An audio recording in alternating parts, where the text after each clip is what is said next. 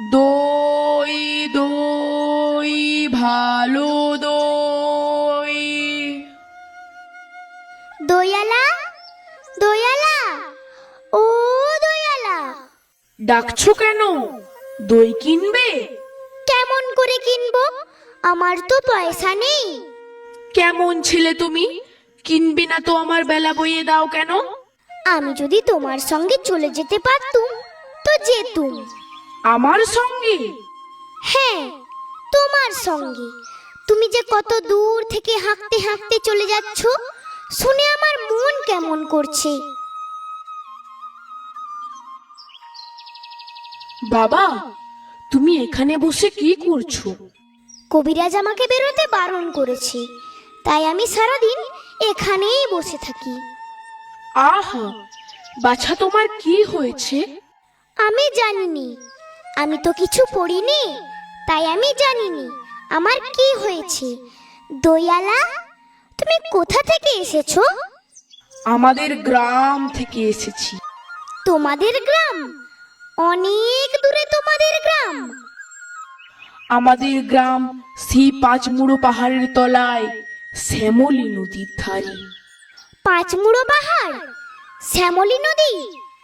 কি জানি, হয়তো তোমাদের গ্রাম দেখেছি, কবে সে আমার মনে পড়ে না। তুমি দেখেছো? পাহাড়ের তলায় কোনোদিন গিয়েছিলে নাকি? না, কোনো দিন যাইনি, কিন্তু আমার মনে হয় যেন আমি দেখেছি। অনেক পুরনো কালের খুব বড় বড় গাছের তলায় তোমাদের গ্রাম, একটি লাল রঙের রাস্তার ধারে না? ঠিক বলেছো বাবা। সেখানে পাহাড়ের গায়ে সব গরু চড়ে বেড়াচ্ছে। কি আশ্চর্য! ঠিক বলেছো, আমাদের গ্রামে গরু চড়ে বই কি, খুব চড়ে। মেয়েরা সব নদী থেকে জল তুলে মাথায় কলসি করে নিয়ে যায়, তাদের লাল শাড়ি পরা। বাহ বাহ, ঠিক কথা। আমাদের সব গয়লা পাড়ার মেয়েরা নদী থেকে জল তুলে তো নিয়ে যাই, তবে কি না তারা সবাই যে লাল শাড়ি পরে তা নয়। কিন্তু বাবা, তুমি নিশ্চয়ই কোনোদিন সেখানে বেড়াতে গিয়েছিলে। সত্যি বলছি দয়ালা, আমি একদিনও যাইনি। কবিরাজ যেদিন আমাকে বাইরে যেতে বলবে, সেদিন তুমি নিয়ে যাবে তোমাদের গ্রামে। যাব বই কি বাবা, খুব নিয়ে যাব। আমাকে তোমার মতো ওই রকম দই বেচতে শিখিয়ে দিও, ওই রকম বাঁক কাঁধে নিয়ে, ওই রকম খুব দূরের রাস্তা দিয়ে। মরে যাই, দই বেচতে যাবে কেন বাবা? এত এত পুঁথি পড়ে তুমি পণ্ডিত হয়ে উঠবে। না না, আমি কখনো পণ্ডিত হব না।